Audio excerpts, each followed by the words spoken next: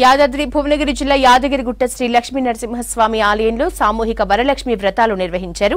ఆలయ chairman Narasimhamurthy, EO Bhaskar రావులు అమ్మవారికి ప్రత్యేక పూజలు చేశారు.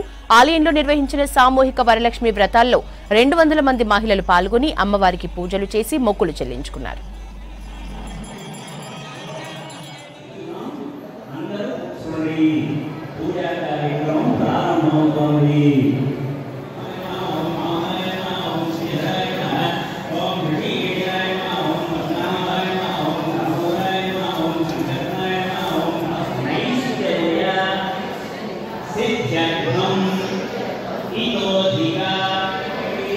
అందులో 2 పూలు వేయండి.